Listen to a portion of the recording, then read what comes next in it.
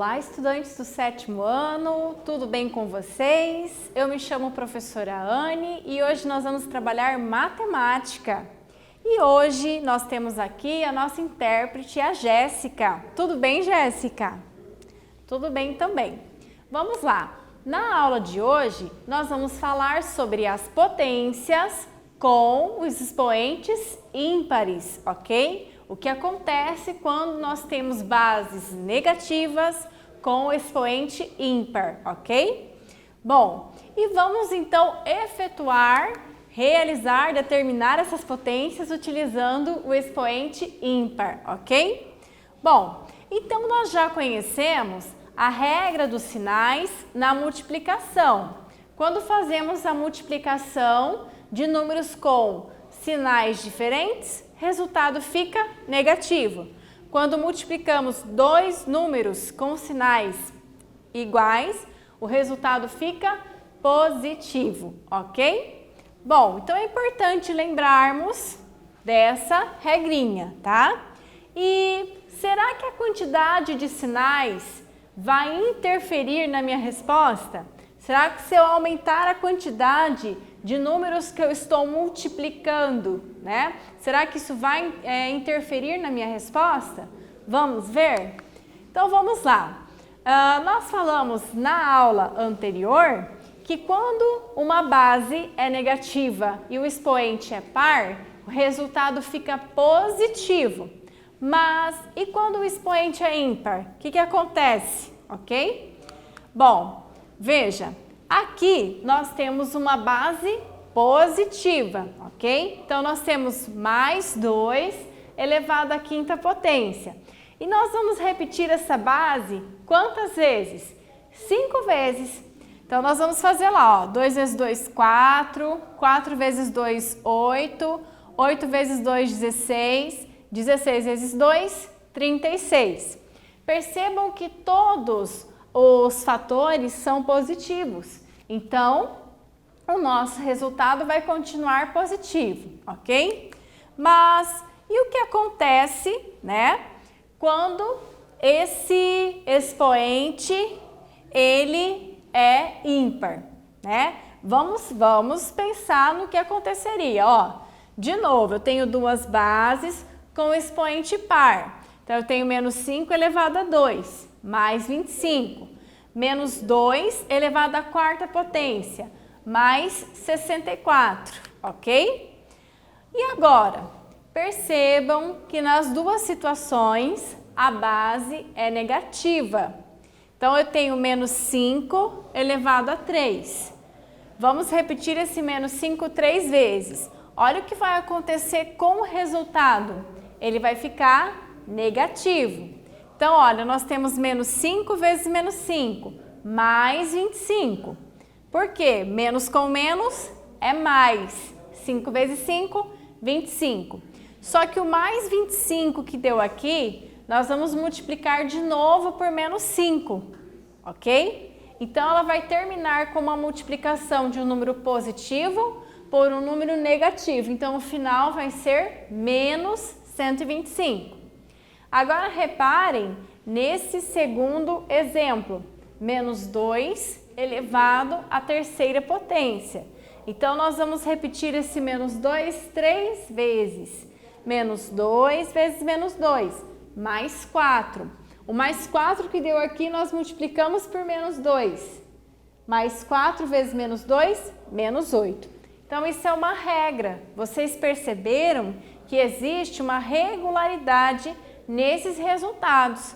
Toda vez que nós temos um expoente, uma base negativa com o expoente ímpar, o resultado fica negativo, ok? Então, isso é uma regrinha. Agora, calculem esse exercício. Vamos fazer esse praticando. Calcule as potências. Letra A, menos 6 elevado ao quadrado, mais 3 elevado à quarta potência, menos 6 elevado à terceira e menos 3 elevado à quinta potência, ok? Então, a professora vai dar um tempinho para vocês corrigirem, para vocês fazerem o exercício e já corrigimos, ok?